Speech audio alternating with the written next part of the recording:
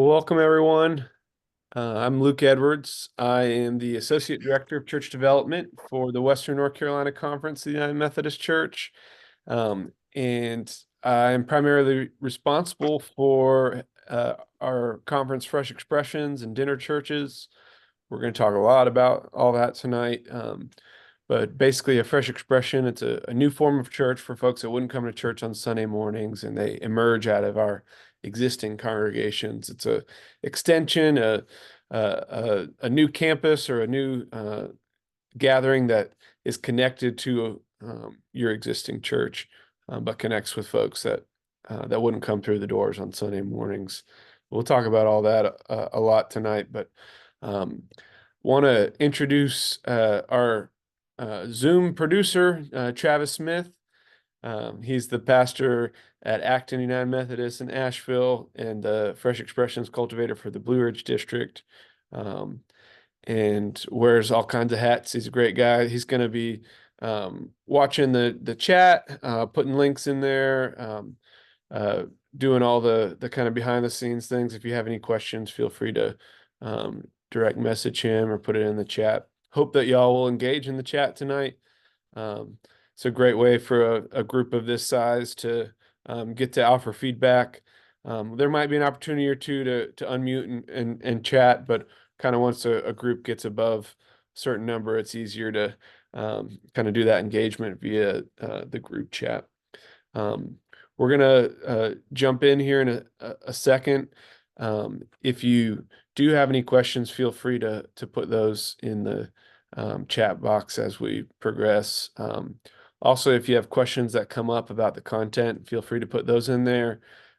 Travis will be watching for those, and we'll bring those to my attention as we go. And just really glad that y'all took the time out of your evening to be here. So let's go ahead and jump in. I'm gonna share my screen here once I get my let's see here. All right.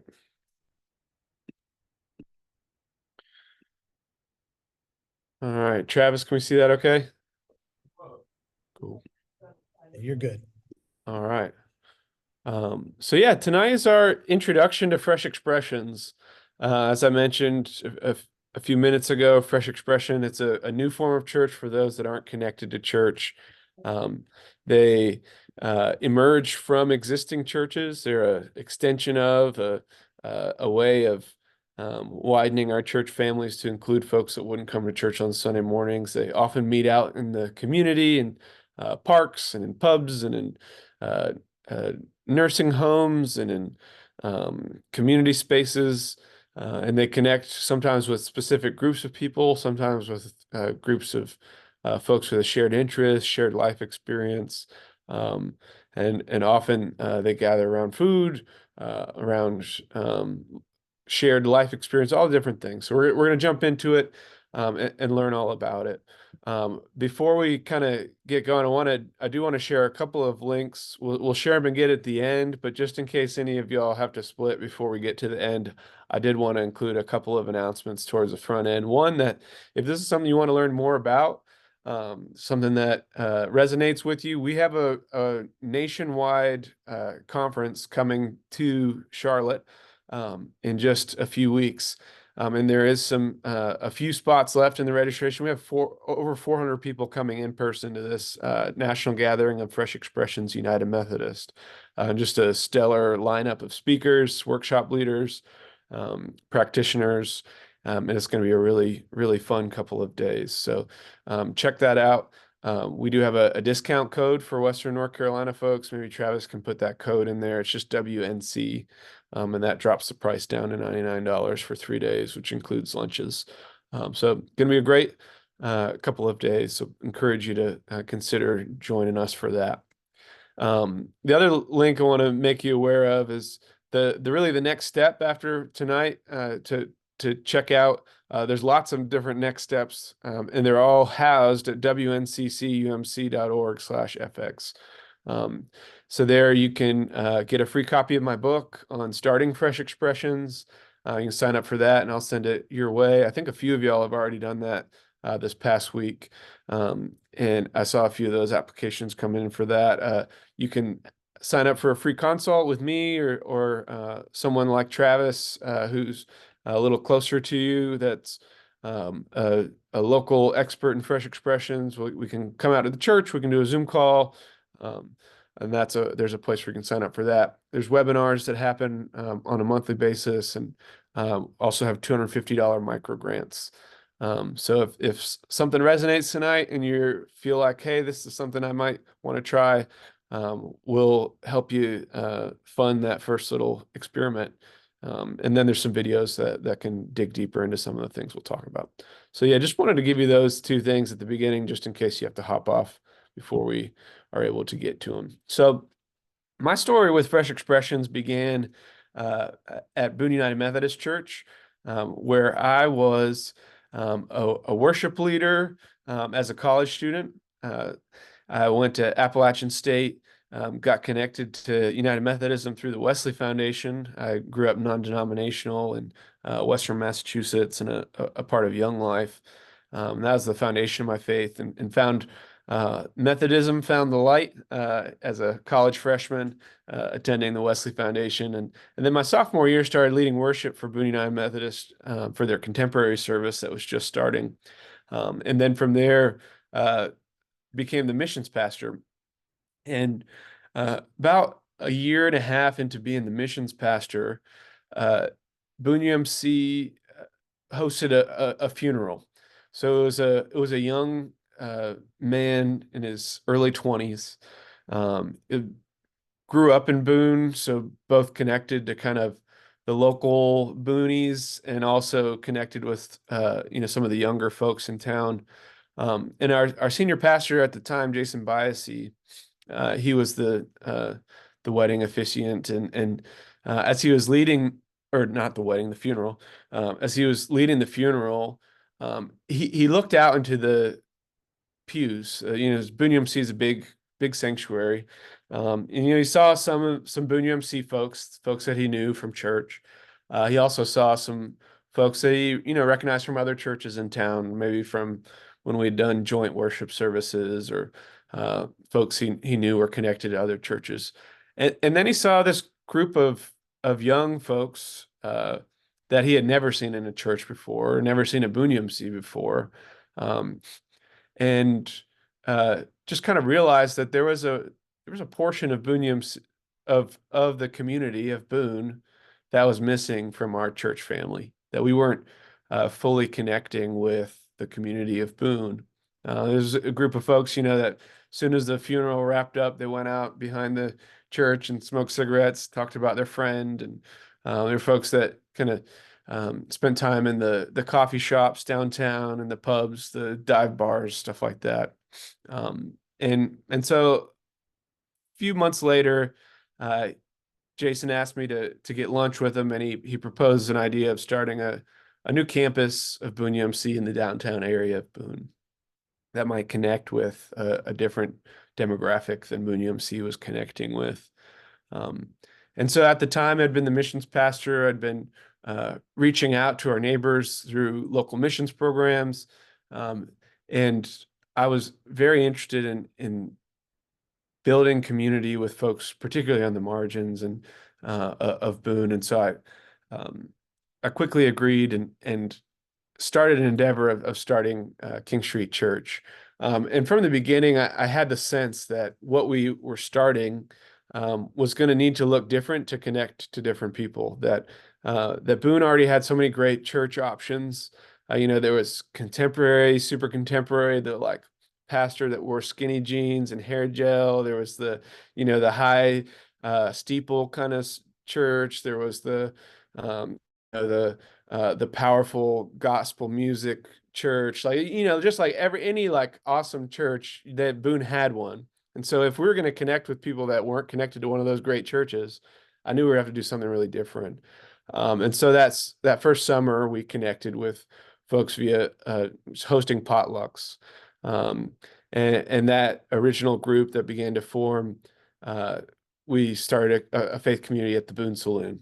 So it was our first faith community, eventually landed at the Boone Saloon which is a dive bar in downtown Boone. And we connected with the kind of young 20-somethings. Mostly it was they were post-Christians, so they were folks that, weren't a part of church, understood church. Some of them had faith, some of them were questioning, and we began to look at scripture, began to look at what different passages kind of spoke to our lives, and a faith community began to emerge. And out of that faith community, we began to start a few other ones. So as we grew, instead of getting bigger and bigger, we started multiple groups. So we had a group that met at the local homeless shelter, a group that met at the county jail. This was our poetry group that we started. They were all small gatherings that were connecting with folks that weren't coming to church on Sunday mornings. And as we were doing that, I was looking for a model to really lean on, something that kind of I could gain resources from. I could, these groups, they felt like church, but they certainly didn't look like the church on Sunday morning that I was familiar with. And so Jason Biasy went to a conference at Duke Divinity, and someone mentioned Fresh Expressions, and I Googled it, and I just realized, yes, this is exactly what we've been doing. So Fresh Expressions, it's a movement that started in England in 2004, that emerged out of the Anglican Church and very quickly the British Methodist Church. And it was a movement of new forms of church that were connecting with folks that weren't going to church on Sunday mornings. And they've found that these new forms of church were a really powerful way of forming new believers, forming new disciples, and creating church with folks that weren't a part of the church. Here's one of our baptisms. That's Josh, who's now leads King Street Church. So in 2019, I moved to the conference role. I now coordinate Fresh Expressions and Dinner Church through the Church Development Office at the conference office. So I'm the associate director there. When we moved down to Huntersville to be close to the conference office, this was the Fresh Expression that I started called Who Let the Dads Out. It's a dads group, and we gather dads and father figures and their kids to do fun things together, and build a community of belonging, support, and fun. So this was our dads versus kids kickball game, which the kids narrowly defeated the dads, but it was close. We had a good time. We always conclude our Who Let the Dads Out with a very unhealthy dad meal of pizza, Oreos, soda, all those hot dogs, all the good stuff. All right, so I like to start talking about Fresh Expressions by just kind of what's the necessity of Fresh Expressions? Why do we need these new forms of church? Can't we just, adapt the church that we already have? Like, can't we make the Sunday mornings a little bit more contemporary, or make the coffee a little better? And the reality is that we have just a dramatically changing religious landscape. And so I want to share with you a little bit about it, the kind of statistics and the shape of the religious landscape of the United States. So one statistic, just a dramatic number of Americans are leaving organized religion every year. Just huge numbers. This was a pre-pandemic number. Post-pandemic has been even more dramatic. And something that's interesting about American church attendance decline is that it doesn't coincide with spiritual experience. That folks claiming encounters with God is actually increasing as church attendance decreases. So we have this dynamic of spiritual but not religious that's increasing in the United States, of folks that are spiritual but do not go to church on Sunday mornings, or are not a part of a faith community. Kind of see this in another way, kind of generationally. So these are age groups, and as the years have progressed, the amount of folks that are unaffiliated, that are not connected to church, has grown, and most dramatically in that those younger generations, so the 18 to 34-year-olds, you see have tripled since the 80s. And some of the only ones that have stayed fairly consistent have been these older generations. So we see that, when Jason looked out and saw these folks that were missing from the church, that statistically, he was definitely correct. So this is a statistic specific to the Gen Z, but even among those Gen Z, so 18 to 25-year-olds who are unaffiliated, at least 60% of them were spiritual. So again, we're not a atheist or a secular society like some European countries that have dramatic church decline. We're a spiritual but not religious country, increasingly. That research was from Springtide Research, which is really fascinating. Maybe Travis, you could look up the link for Springtide. It's a Gen Z spiritual research hub, and they offer a yearly report. I think it was their 2020 report that introduced a phrase, faith unbundled, or unbundled faith. And so just like how television has moved from cable TV, where you subscribe for the whole package, and then slowly has become unbundled, where you can buy ESPN on its own, or you can get Netflix, and you can kind of select the things that you want. You don't get the whole package. What they've found is that Gen Z is unbundling their spiritual lives as well. So my in-laws, they have a very bundled faith. They are active in their church. They're there on Wednesday evenings for choir, Sunday mornings for worship, Thursday evenings for the meal, the fellowship meal. Sundays they're in Sunday school. Their lives are entwined with their faith community, and they align, fairly consistently with their faith community. Well, what they're finding with Gen Z is folks have unbundled their faith. So they might borrow, they might still have a few of their beliefs from their childhood faith. They might have some that they've let go of. They might have borrowed some practices. They might go to yoga on Tuesdays, and that's an important part of their faith community. That's something that they've, kind of borrowed from the Hindu faith. They might take a tech Sabbath on Saturdays, and that's something that they incorporated from the Jewish faith. They might read the horoscopes, and they're kind of putting all these together in this unbundled faith, and that will quickly be a growing phenomenon in the United States, and that's something that we'll be interacting with. Something that I've found in the Bible Belt is that there's a increasing number of folks who still identify as Christian, still have a faith, but they're not connected meaningfully to a Sunday morning congregation. So this is my hunting buddy, Chad. He's a devoted Baptist. He's a deacon in his Baptist church. So we like to hunt together in Lumberton, and we'll have lots of conversations about life, about deer, and at one of our conversations, we talked about how him and his dad will talk to their friends and say, what church are you a part of? And his friends, so guys in their 20s, 30s, they'll say, oh, well, my mom goes to this church. And so they'll like kind of identify with a church, but they're not going on Sunday mornings.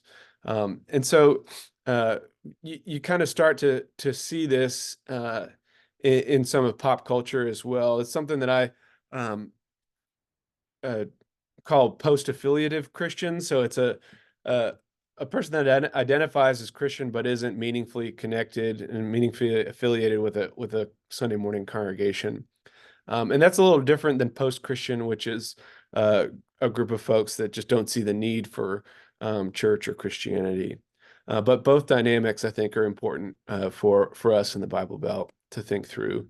Um, uh, we think of often when we think of folks leaving church, we think of more kind of progressive type folks, but it's happening across the board and in all different demographics.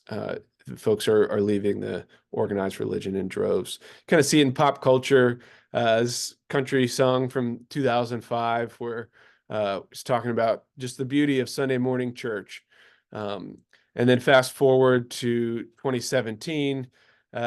You see that driving down the road, listening to Hank Williams and Johnny Cash, that's her church. So you start to see that move away from organized religion. Here's one I can relate to, Luke Bryan's. He says, I might not be in church on Sunday mornings. I might miss a Sunday from time to time, but I get there when I can. But we're all good in these woods because I'm praying in a deer stand. So this kind of move, you can see it in pop culture as well, away from this commitment to the Sunday morning congregation. Here's just to wrap this kind of section up. So you see this statistic here that in 2008, there's 70 million Americans who reported going to church every week.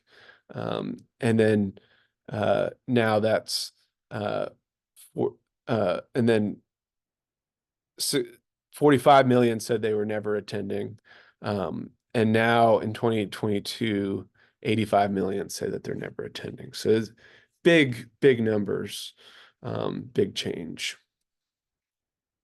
So I think the question that this proposes, that these phenomenons propose, is why is there a growing group of people who claim Christianity but don't attend corporate worship?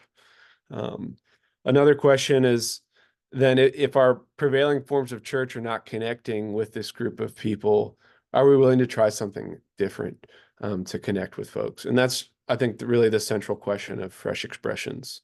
And then I also wonder the realization that Jason had at the funeral of who was missing from Boone United Methodist. I wonder who you sense is missing from your church. So those are some questions that'll really kind of drive our evening tonight.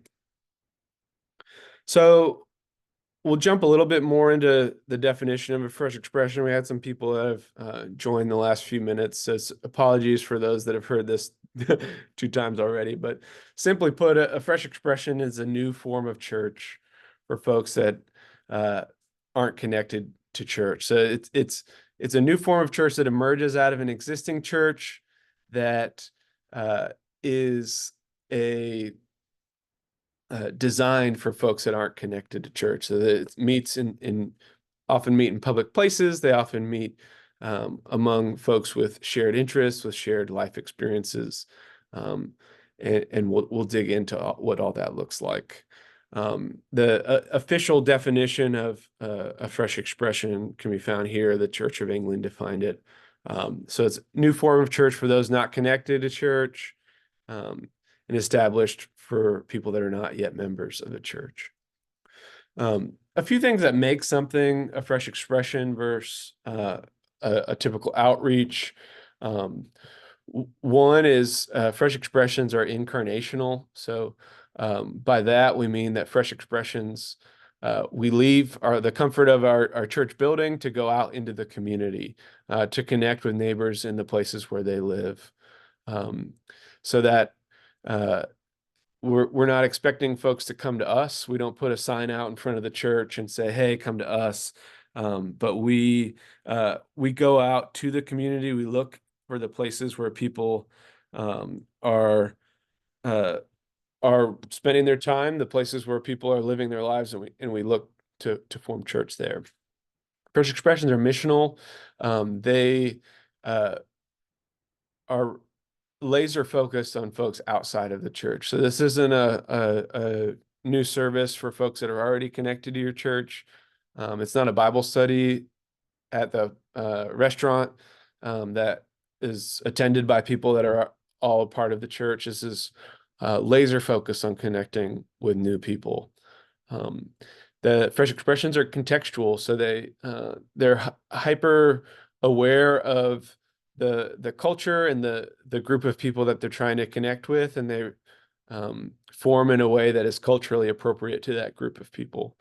So they all look a little different, even if it's a dinner church that's kind of has the same outline from one community to another. It's going to look a little different because it's a different context, a different place that it's forming in, a different culture that it's forming in. Um, a fresh expression is formational. So fresh expressions have the intention of making disciples. It doesn't necessarily mean that there is a spiritual element at the very beginning. We'll get more into what that means and what that looks like. But that there is an intention that this will be a group where disciples are formed and people are forming a relationship with Christ and they're growing closer to Christ and each other. And then ecclesial, this one. So when you start a fresh expression, you're starting with the intention of starting a new form of church, starting that the folks that come to the group, this will be church for them. So folks that came to our group at the Boone Saloon, that was church for them. They didn't go to another church. It wasn't their Bible study that they went to, and then they attended church on Sunday mornings. But that was their church that belonged to, and it was an extension of Boone UMC. It was a widening of our church family. So I'll sprinkle some stories into our conversation tonight. The one that I appreciate is Snow Hill in Canton. Most of my stories tonight will be from Western North Carolina Conference. We've got 190 fresh expressions that I'm tracking right now. So there's plenty of stories to choose from. So this one was at Snow Hill in Canton. They were active in the local flea market. So they had a produce garden that they grew vegetables in, and then they would distribute it by going to the farmers or to the flea market and distributing produce there. So that was that incarnational piece. They were out in the community every week at the flea market, building those relationships out in the community. And they were at the flea market one week when some whispers were starting to pass around that the property that the flea market met on had been purchased by a developer, and they were no longer going to be able to use it as a location for the flea market. And people were pretty distraught. For a lot of those folks, that income was pretty important to them. And then the community was important to them as well. And so the church said, well, like, we're 2 miles down the road. Our parking lot's empty on Saturday mornings. Y'all would be welcome to come down there, and we can just move it down there. And the folks at the flea market said, yeah, that'd be great. And so they began to build community with that, with the vendors. They started meeting having the flea market at the church. They established a team that would kind of rove the flea market, build relationships, pray with folks, be present in that community. And then eventually, they also started a breakfast church in the fellowship hall during the flea market. So for 20 minutes or so in the middle of the flea market, folks could go inside if they wanted to, eat some good breakfast and hear a devotion, pray together, and then go back out to the flea market. So in that, you see what this can kind of look like. Well, there'll be lots of other examples that are shared this evening. So one concept that I found really helpful when I was first getting started with King Street Church in Boone was this concept of the blended ecology, that as our religious landscape in the United States changes, we need to have new forms of church in addition to inherited forms of church. So those inherited forms of church are the church that we go to on Sunday mornings, that the Boone UMC, the churches that you all are active in, that you support, that you are an important person in. And what you'll find with Fresh Expressions is that we have a high value for the inherited church. That the inherited church is beautiful. It is important. It is not going away. We are not starting new forms of church against our inherited church. We're starting them in addition to. And the reason we're starting them in addition to is because we know that we have people in our community that aren't connecting to the inherited church. And so it's a both and movement. It's a addition to. And so the inherited church has these gifts that new forms of church, fresh expressions, doesn't have. It's the inherited church has this deep well of wisdom. It's got the theology. It has the liturgy. It has the wisdom that's been passed on generation and generation. It's got the ordination process that helps us to have these gifted leaders pastoring our churches. All these really important parts of the inherited church, the things that you all have been really important in, and that you continue to serve the church in that way. And that's an important thing. And there are still folks in the community that will come to inherited forms of church. That form of church will not be going away. And yet, there's this growing percentage of our neighbors. Some statistics say 40 to 60% of Americans are not interested in inherited forms of church and thus traditional gatherings of church. And so we need, in addition to those forms of church, new forms of church, these fresh expressions, because these fresh expressions are able to connect with folks out in the community that aren't interested in Sunday mornings. The folks that we connected with at King Street Church, we connected with about 40, 50 people on a weekly basis. Out of that, maybe 5 to 10 would feel comfortable in a church on Sunday mornings.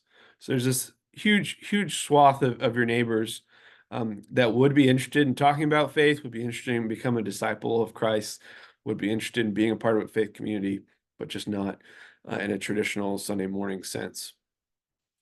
And so new forms of church, they have some strengths that the inherited church doesn't have. The new forms of church, they're able to reach harder to reach places in the community, harder to reach people.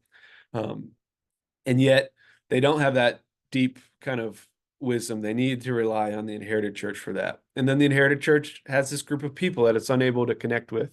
And so they need new forms of church. So we have this thing called the blended ecology, that they work together, they connect with different people, they emerge out of each other, they feed one another. And that is where we'll see the church heading more and more into the future of having both of these, and cherishing both of them, recognizing that both are super important.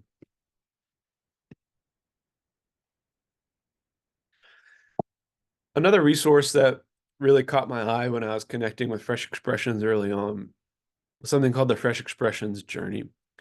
And this is where we'll spend the rest of our time this evening, is unpacking this.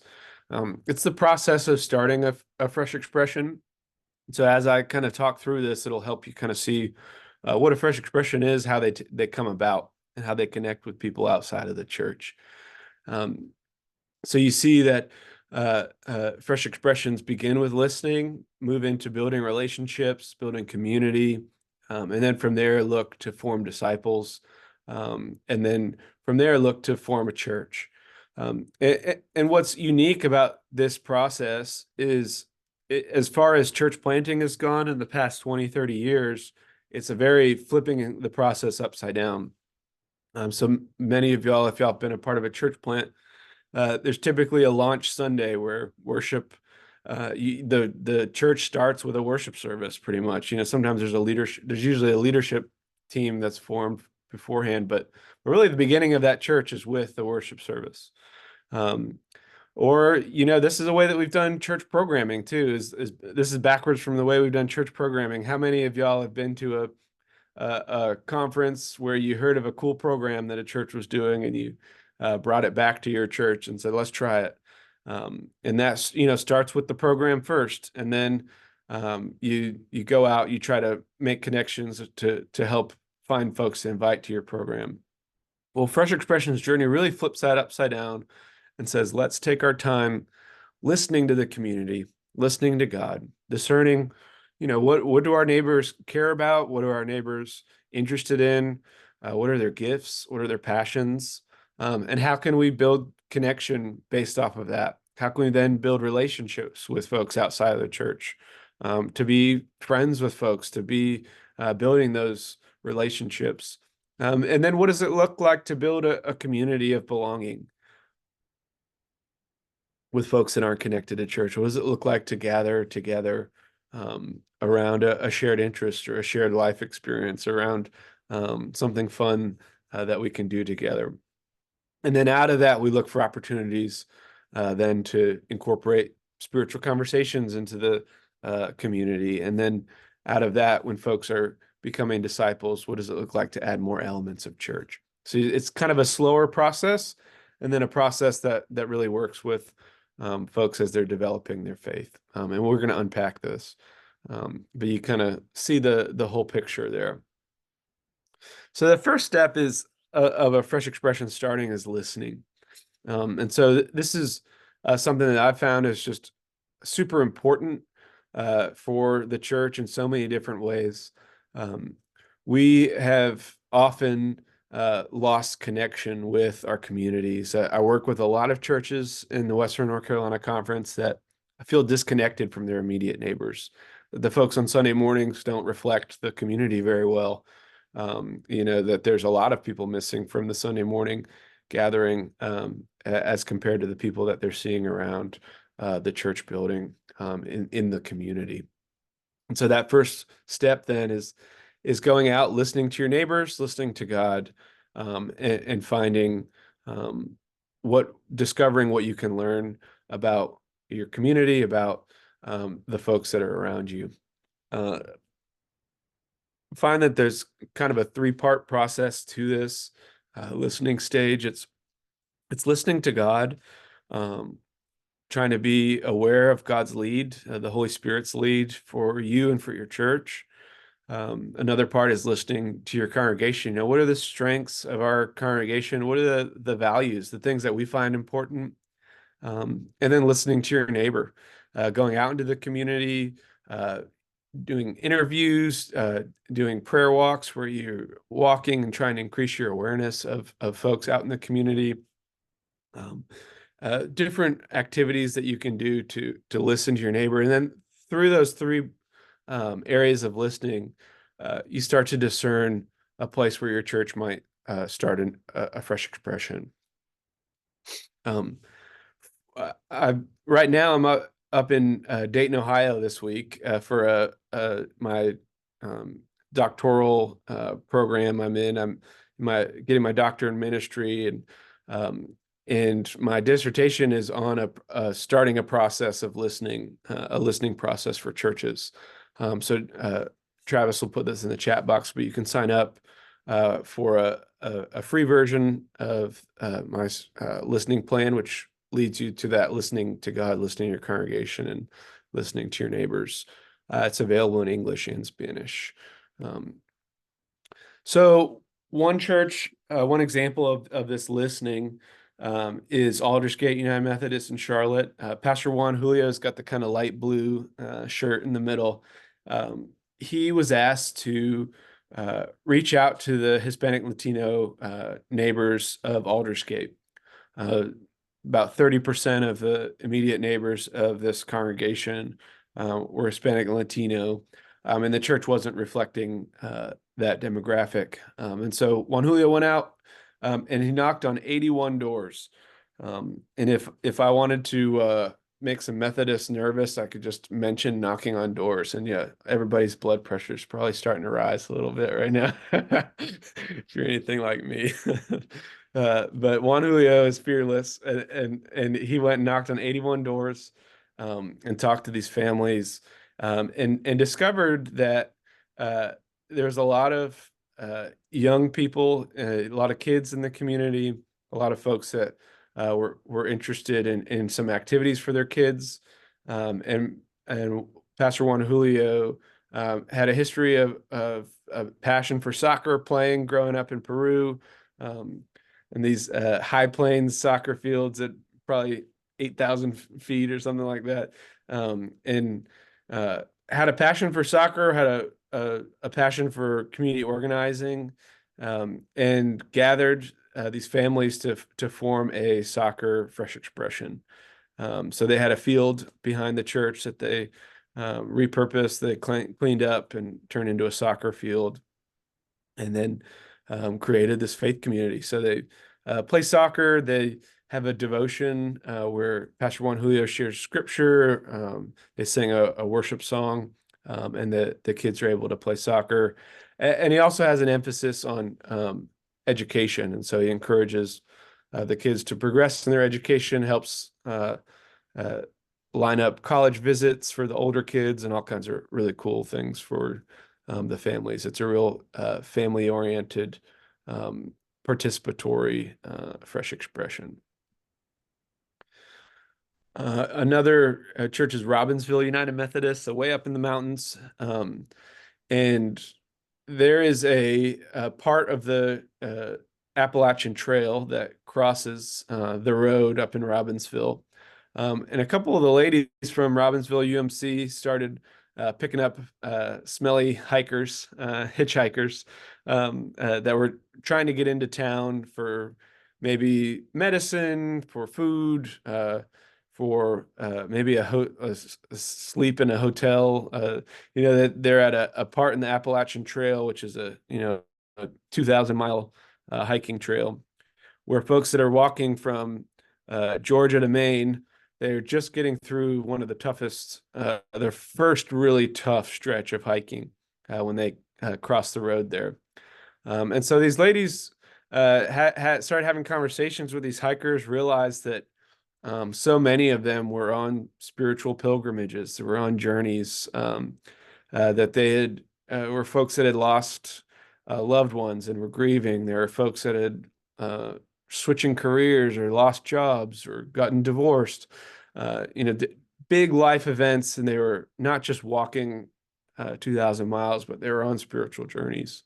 And so they began to create an intentional ministry around supporting these hikers, these through hikers. And so they put out a little Ziploc bag on the picnic bench where the road crossing is that says, "Hey, we're from Robbinsville UMC. We're here to support you on your journey. If you need anything, here's our number." And they include some energy bars and maybe baby wipes or something like that encourage the hikers. And so they've started picking folks up. They'll offer support. They'll pray with folks. They converted their kind of outbuilding into a place where hikers can spend the night. And then they also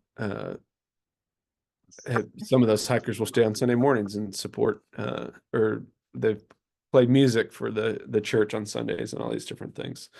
So that all began with just kind of being courageous, talking to folks, supporting folks, and then coming around them and supporting them. Listening can be done in person, but it can also be done online. I learned a lot about my community through my community Facebook group. You can go to Facebook groups and search for a group. This was a search I did in the town where my mom grew up. A lot of communities have a community Facebook group, and you can learn a lot about your neighbors in a place like that. So as you go out, you're listening. You're listening to God, listening to your neighbor.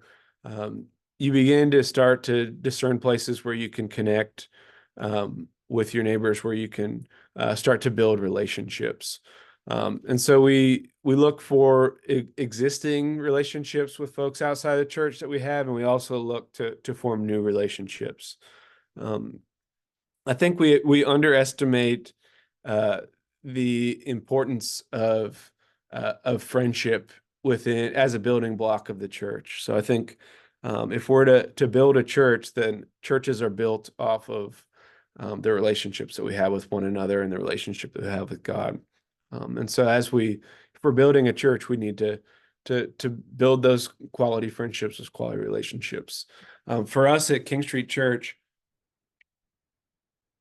our chief evangelist was Elizabeth's fearless lady, who just loved the people of downtown Boone really well. She just really cared about folks. She prayed for folks. She knew people's lives, checked in on people. When I was first starting King Street Church, I asked our uh, associate pastor at Boone UMC, who should I talk to if I want to start a faith community downtown? He's like, oh, you got to talk to Elizabeth. So I met with Elizabeth at the coffee shop downtown, and we got interrupted at least 12 times in the like 45 minutes that we were talking. And someone would come up and be like, hey, Elizabeth. And Elizabeth would be like, hey, John, like, how's your mom doing? Is she doing better? Like, oh, yeah. Hey, did you get that job? No, I didn't get it. Oh, man, I hope that the next one goes better. You know, all this, she just knew people well. And I was like, this is the kind of person I want to start a faith community with. But so she just really had this focus on relationship. And I think that's just really important as you start a fresh expression. And friendship is just, it's central to who we are. It's we were created out of friendship, that God exists. The triune God is a God that exists in friendship, and we're invited into that friendship. We see that increasing number of our neighbors are longing for friendship. We have a sociological phenomenon called friendship decline. So there's Americans have less friends than they did in the 1990s, a significant amount less. And with fewer best friends. In 1990, we had 75% of Americans had a best friend, and recently it's less. It's only 59%. There's a lot of reasons for that. Folks are busy. Folks have less emotional availability, that we move a lot. We have family priorities. The internet has changed social interaction, and a lot of us haven't been able to adapt well to that. And so there's all kinds of reasons for that.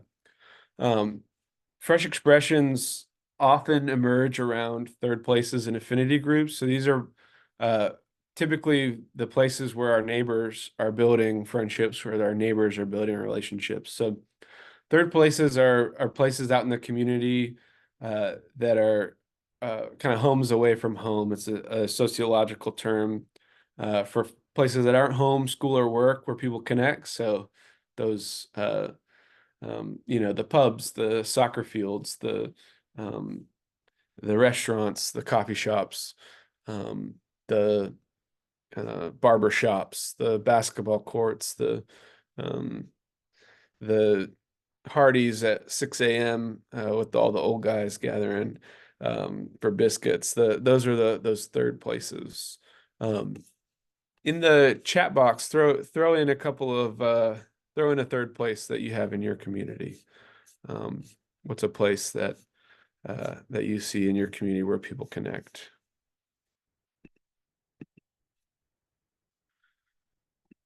The other place where our neighbors make connections is in affinity groups, those groups of folks with a shared interest, with a shared life experience.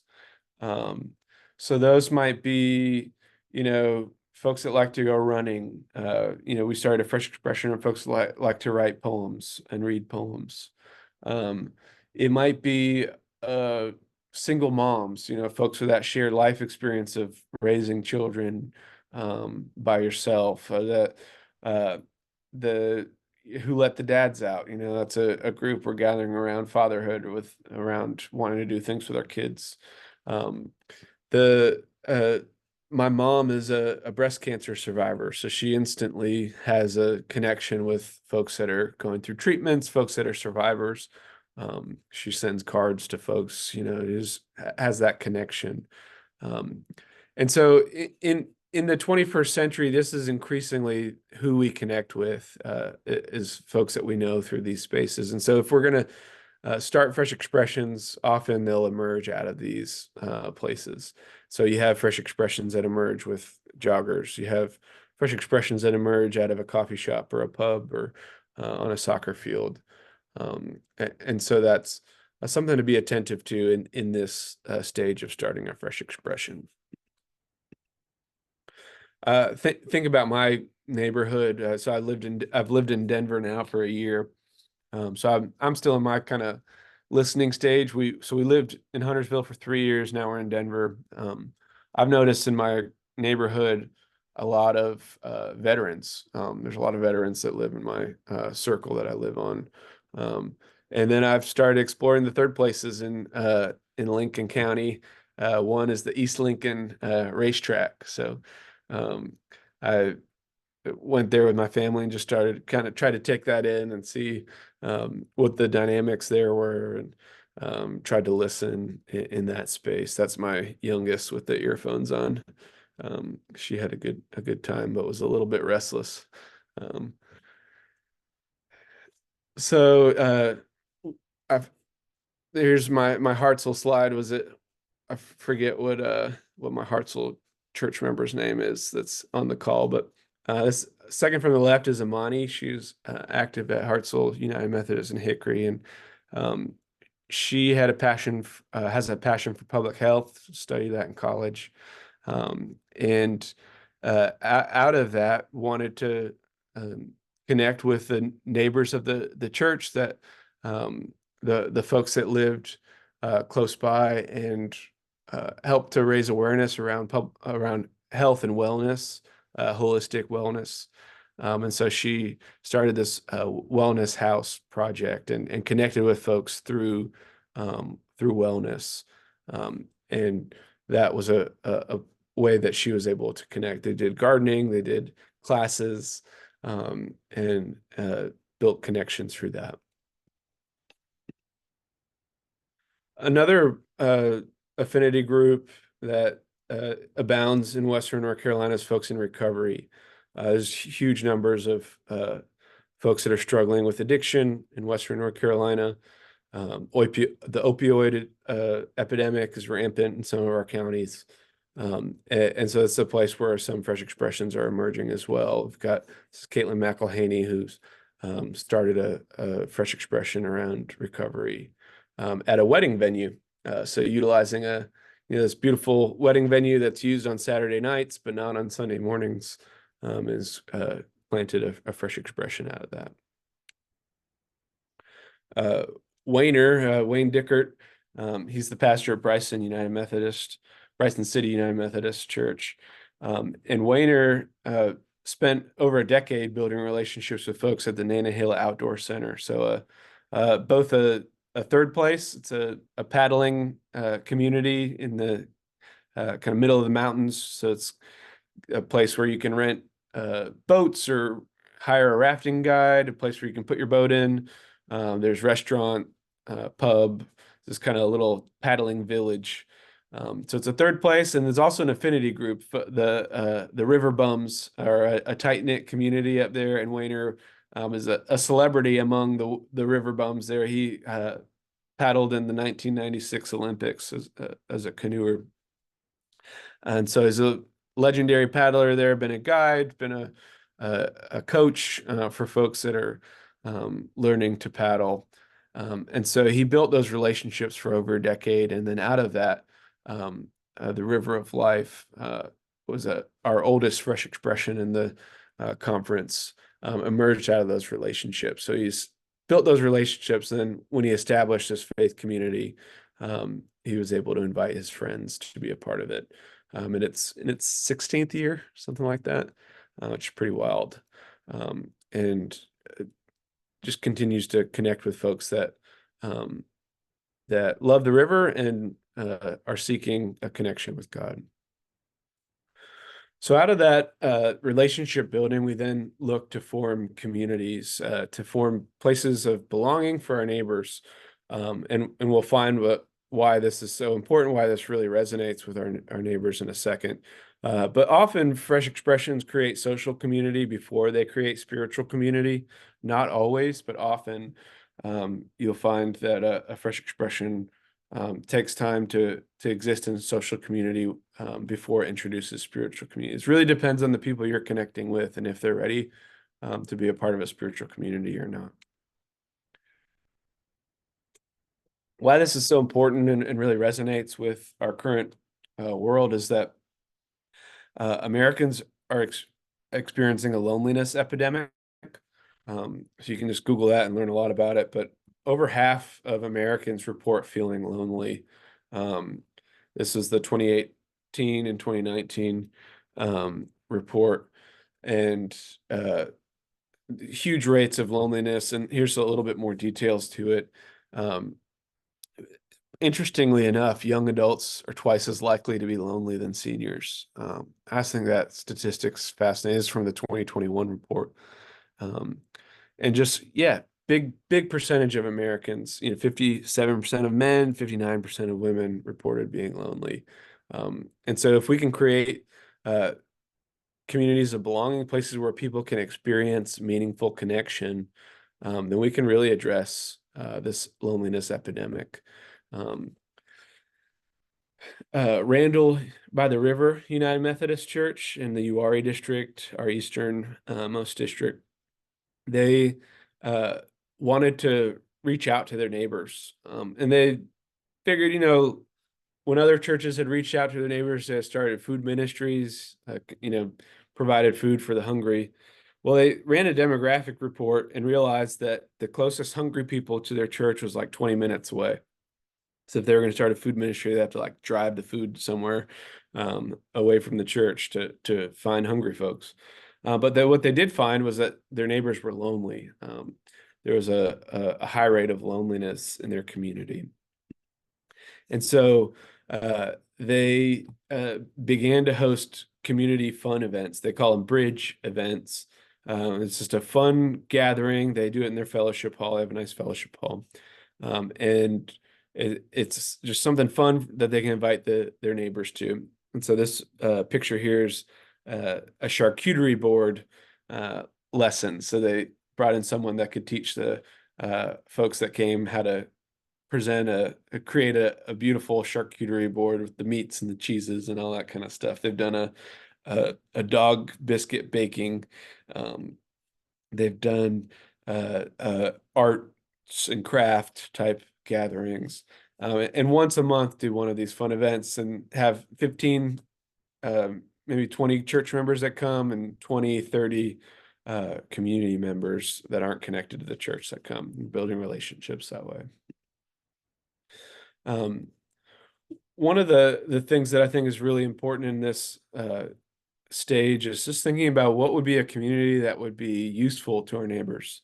What would be something that our neighbors would be willing to sacrifice their time to be a part of? Something that, maybe a place where they feel belonging, maybe a place that helps them in various ways. Our WNCC had a Thursday night meal, and that was useful to a lot of folks in different ways. For me, it was useful because my wife was working nights, and that was a night I didn't have to cook. I could take my 1-year-old and pass her off to someone to hold her, and I could eat and just relax for a little bit. And for other folks that were experiencing food insecurity, it was useful that they had a good cooked meal that night.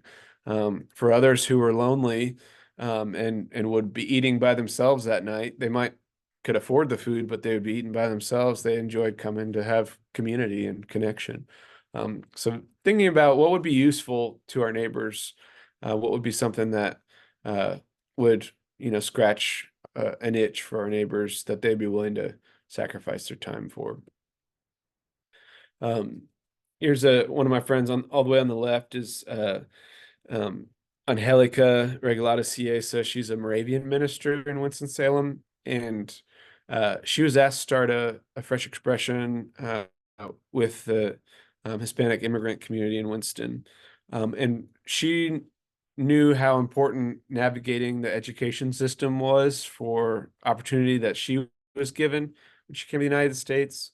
And so she focused on helping provide resources for her immigrants in Winston-Salem to access the education system, to navigate the education system, particularly for their kids, for the children that were in school, and helping them find those opportunities.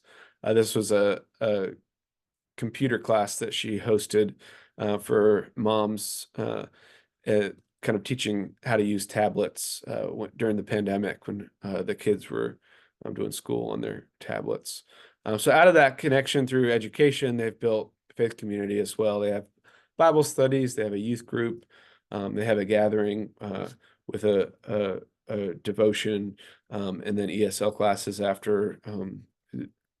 Really cool um, ministry that she has. We have a couple of these in our conference. They're called Memory Cafe. This one's in Gastonia. And then there's another one at Jamestown. And there's probably more that I'm not thinking of. But Memory Cafe is a social gathering for folks with Alzheimer's and dementia. So they're folks with Alzheimer's and dementia, after they're diagnosed, often kind of withdraw from social connection out of stigmas. And that's really bad for the disease and can accelerate the disease. And so having a safe place where folks can gather. So it's folks with Alzheimer's and dementia and their caretakers that are invited to these gatherings. And there's fun, there's photo booths, there's trivia, there's games, there's crafts, there's activities, there's music, and then there's usually a meal.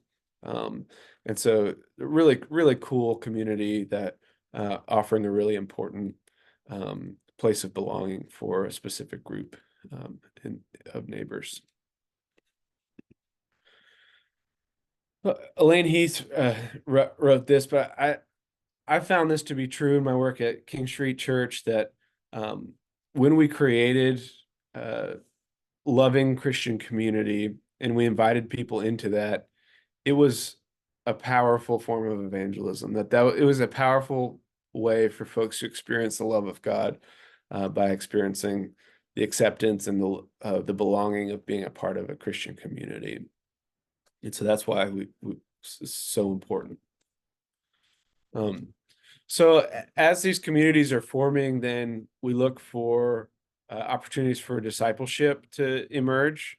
We don't force it. We don't manipulate folks into discipleship opportunities, but we're looking for the lead of the Holy Spirit, the door to open.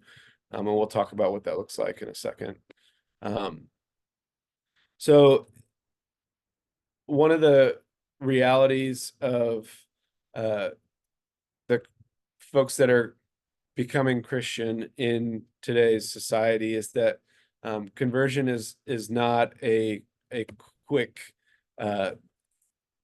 occurrence, that it's a process that takes time. And so this is Everett's and Shop. They have a book where they interviewed 1,000 folks that had converted to Christianity that were post-Christian, and kind of tracked the stages that they went through as they became Christian. And so it took time of just trusting Christians. It took time of curiosity, of learning more about Jesus. It took time of being open to Jesus's teachings. And then it took time to kind of think about Jesus perhaps being more than a teacher. And so it was this extended process. It was not overnight. And so if conversion is this gradual process, and Church of England, they did a study that takes people about 4 to 5 years to move from not Christian to Christian through that process, then you see why inviting someone that has never been a part of the church to come to church on Sunday mornings would be a fairly ineffective way to help someone convert to Christianity. So just be jumping really far ahead in this process. Whereas if you invited someone to a fresh expression, where folks can explore their faith, folks can ask questions, folks can be given space to grow and to grow closer to Christ, that this could be a really powerful way of helping people become Christian. Discipleship and fresh expressions is both formal and informal. So formal would be those kind of intentional conversations about faith, about scripture, about what it means to be Christian. But there's informal discipleship happening as well. The interactions with you as fresh expression leaders, as people of faith, they're watching how you act, what you say, how you respond to difficulty, how you respond to conflict. All these different things are informally discipling the people around you. So one example of discipleship in a fresh expression, this is J.D. Moore Smith standing up on the right picture. And she leads a fresh expression around art, devotional art. And so they have a scripture for the week when they gather, so bilingual fresh expression as well. But they have a scripture that they create art around. And so that's that practice of reflecting on scripture, but also creating, having conversation about it, sharing life together in that. Discipleship, it's when we look at the way that Jesus discipled his disciples, we see that he invites folks to learn more, to grow more, and then he challenges folks. And so it's that delicate balance of the two. And I think what's really important in fresh expressions is that we avoid manipulation in this stage. So we don't want to bait and switch folks that we've connected with into a faith community if that's not what they're looking for. So typically that transition from social community to spiritual community, seen it happen in a few of these ways. So one, it can be a set time of transition. Our dinner churches usually utilize this first one. So the meal will be at 6 and the transition into the faith component might be at 6:30, and folks are able to sneak out if they don't want to stay for that part. Or a lot of our fresh expressions have a social gathering and then a spiritual gathering. And the folks that come to the social gathering are welcome to come to the spiritual gathering, but they don't have to. With King Street Church, we had our social potlucks that we had, and then we had our spiritual conversations on Sunday nights at the saloon. And we had some folks that just came to our potlucks and didn't come to our spiritual gatherings. And I'll give some examples of all this here in a second. It'll help you kind of understand it more. But sometimes the whole group transitions into a spiritual community. And then sometimes fresh expressions have a spiritual element from the start. So a friend that has a hiking fresh expression, she, from the start, had read a scripture at the beginning and gave a brief 2 or 3 minute devotion about that scripture, but presented it in a way that was accessible to folks that didn't have a faith commitment. And she was up front that, hey, if you want to come to this hiking group, like I open it with a little devotion at the front end, I would love to have you there. And so it had that spiritual element from the start. Sometimes you have multiple community gatherings, social gatherings, and then one discipleship gathering, and they kind of feed into that one. And then sometimes you might have a ministry at your church that can transition into a fresh expression. Here's one in the UK. This is Sorted. It's a skater church, and they started with a Friday night skate with youth, at-risk youth, and wasn't a spiritual component to that. It was a social space. But as the leaders got to know the kids, started having some faith conversations with some of the kids, praying with some of the kids.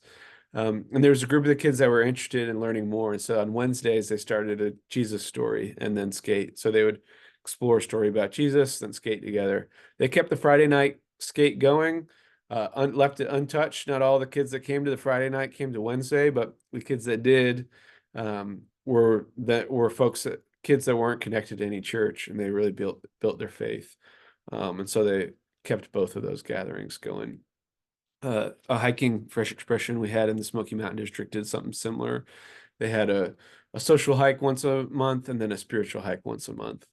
And that gave space for both of those areas.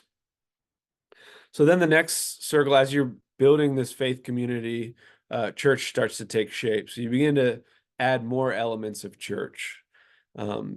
So the question then arises is, what do we need to have church, and what can we do without? Are there aspects of church that we don't have to have for our fresh expression?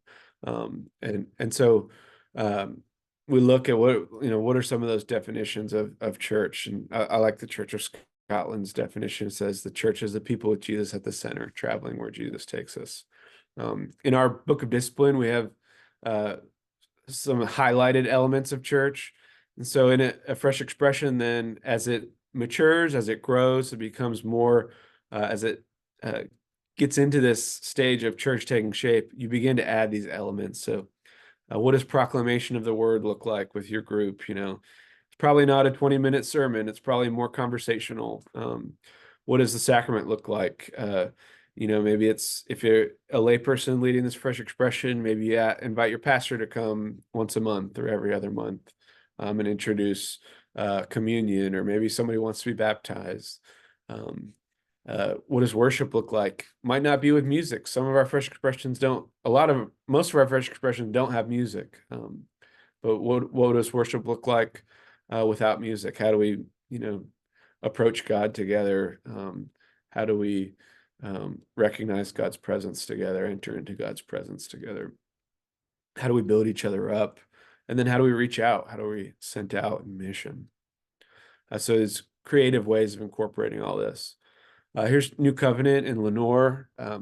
As they began a dinner church, they incorporated music and testimony is a really important sharing their testimony is an important element of their church, and so that's something that they've highlighted in their dinner church as well. They're really thriving dinner church in Lenore. Here's going back to River of Life, Wayner, the canoer.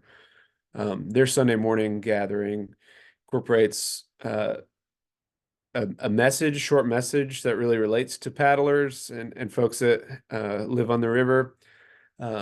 It also incorporates a time of quiet prayer on the riverside. So they dismiss for 5 minutes, maybe 10 minutes, with a reflection question and a time of quiet prayer with God, and then they collect everybody back for dismissal. So finding these unique ways to worship, to approach God in prayer. And then the last one is doing it again. So often fresh expressions, if your church starts one, you might end up starting multiple. WSUMC is one of our best examples here in the conference of that.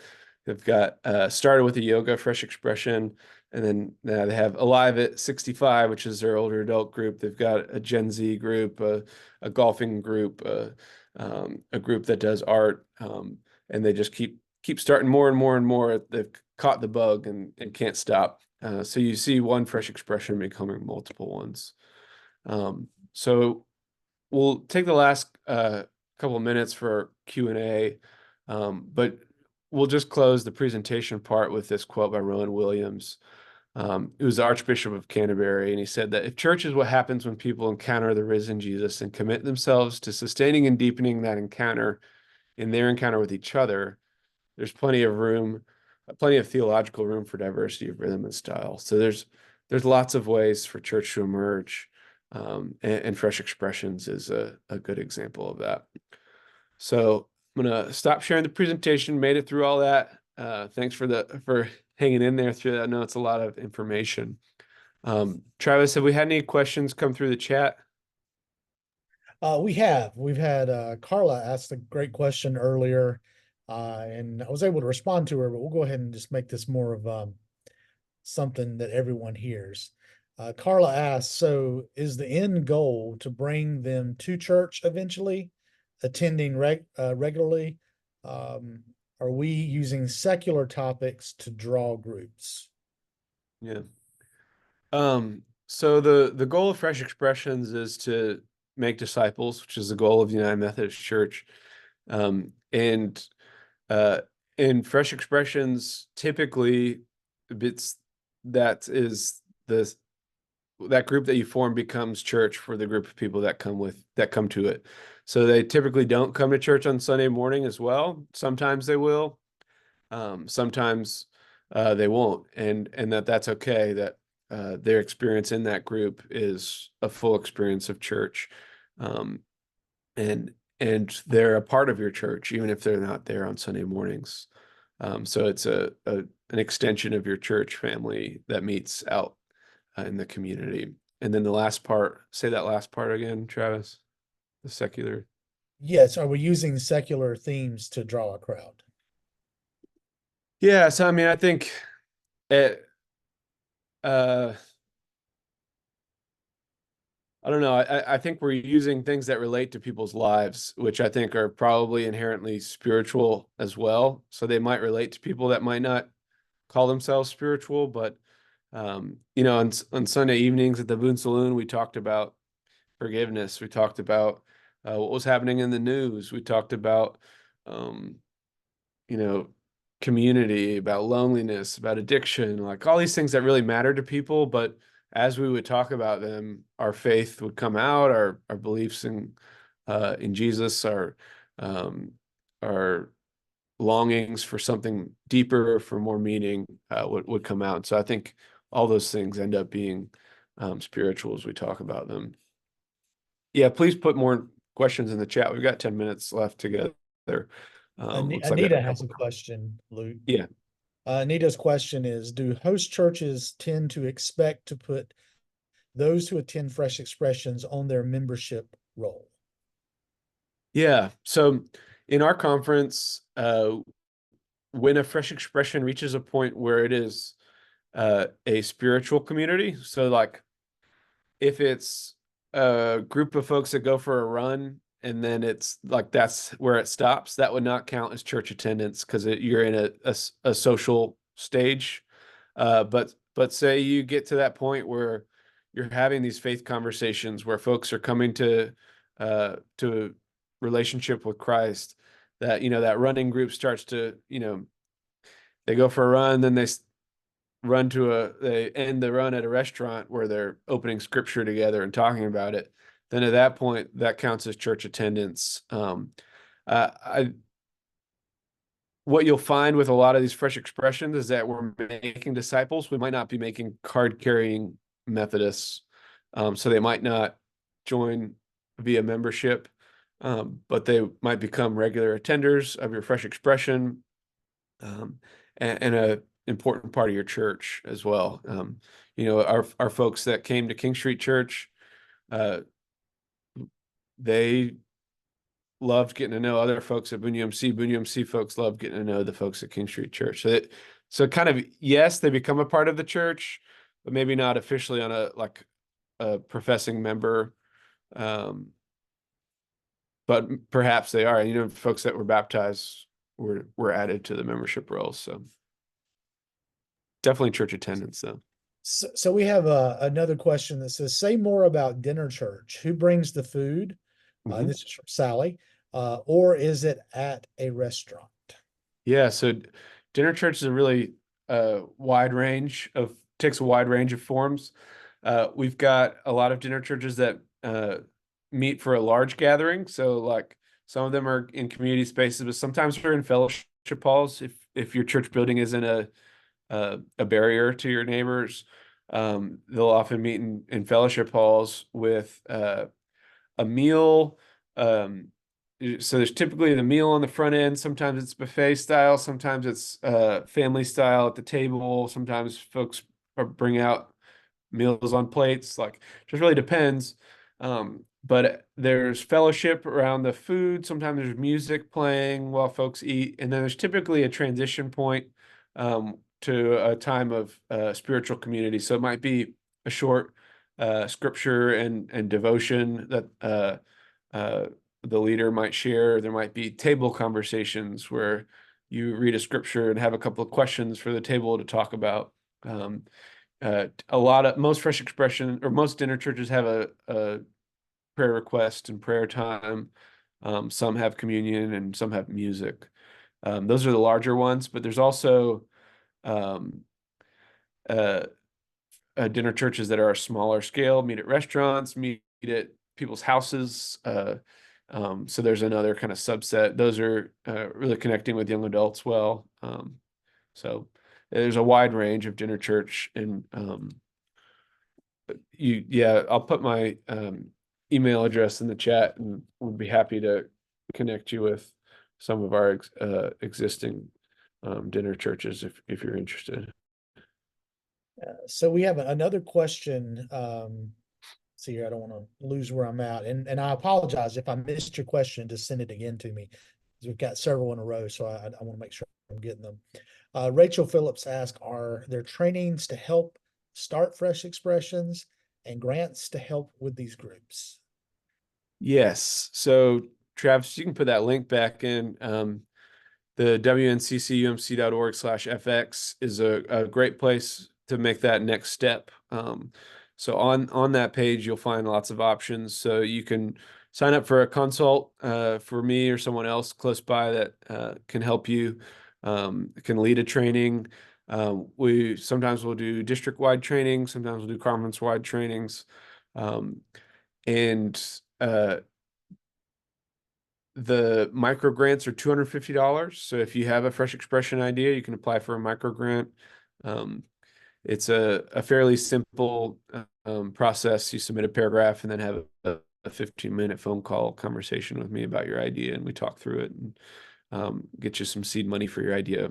And then yeah, other opportunities. I wrote a book on starting fresh expressions called Becoming Church.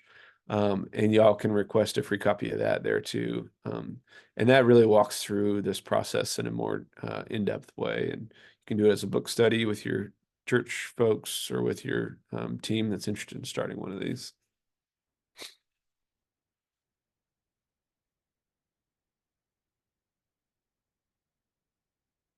Got a couple more minutes. Yeah. I was thinking one thing, we're talking about dinner church, and Luke and I's mentor, Michael Beck, they do something called Burritos and Bibles, and they meet at a local Mexican restaurant. So it can really be as big or as small as you want it to be in terms of overhead and planning. Yeah, fresh expressions, some are complicated and require a lot of work, like a dinner church. You got to prepare a meal. Sometimes you got to, messy church is another popular form of fresh expression that has crafts and activities for families and children.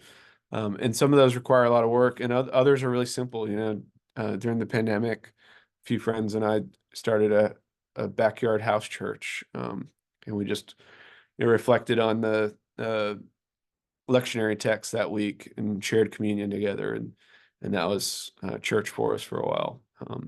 So it can be really complicated, or it can be really simple as well.